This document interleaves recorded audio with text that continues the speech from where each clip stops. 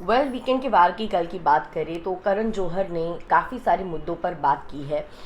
लेकिन उनमें से सबसे इम्पोर्टेंट मुद्दा जो काफ़ी लंबे समय तक चालू रहा वो था गौरी वर्सेस अर्चना में जो कुछ भी फाइट हुई थी उसको लेकर काफ़ी लंबी चौड़ी क्लास जो है गौरी ने गोरी की ली थी, जहाँ पे गोरी के लिए कुछ पॉइंट्स उन्हें सामने रखने थे और उन्होंने चोरी डकैती के मामले में काफ़ी बातें की, घर वालों को अलग अलग लोगों को सवाल पूछा, क्या कुछ चीज़ें चल रही थी उस पर बात की।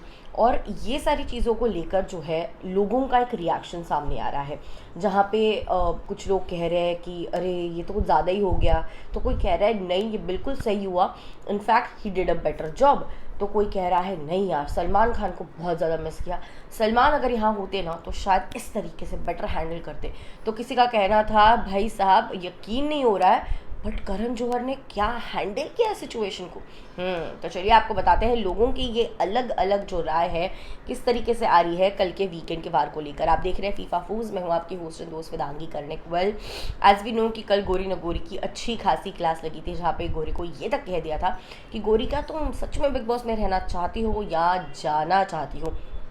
पिछले कुछ वक्त से हम देख रहे हैं कि भले वो प्रियंका हो, सृजिता हो, जिनके साथ उनकी फ़ाइट हुई है, अभी अर्चना हो, तो उन्हें वो अलग अलग बॉडी जेस्चर्स कर कर वो चढ़ाती है और जो लोगों को पसंद नहीं आ रहा घर के अंदर भी वो लोग बोल रहे हैं कि गंदे अश्लील इशारे करती है। अब बहुत सारी चीज़ें हमें टीवी पे दिखाई नहीं देती है, क्योंकि अगर वो चीज़ गलत हो रही होती है तो टीवी पे वो नहीं दिखाया जाता, कट किया जाता है, क्योंकि ऑफ कोर्स ऑडियंस जो देखने वाली होती है वो इस चीज़ को देखना पसंद शायद नहीं करेगी, इसलिए कट होता है।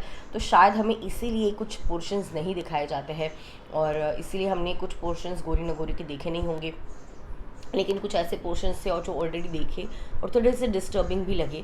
और इसी को लेकर करण ने जब उनकी क्लास ली तब लोगों का रिएक्शन आ रहा है। कोई कह रहा है कि जो what a fab job, I absolutely loved, आपने जिस तरीके से इस पूरे सिचुएशन को हैंडल किया है, you are a better host, जो लोगों को एग्जैक्टली वही चीज़ बोलते हैं जो ऑडियंस चाहती है कि वो बोले। करण ने काफ़ी अच्छे तरीके से होस्ट किया।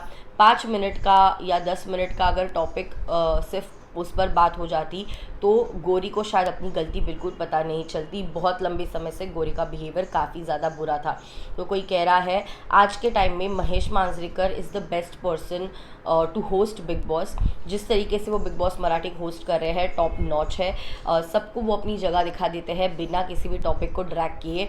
सलमान कभी कभी ड्रैग कर देते हैं और करण ने तो ओवर द टॉप एग्जैजरेट करके ड्रैग करा।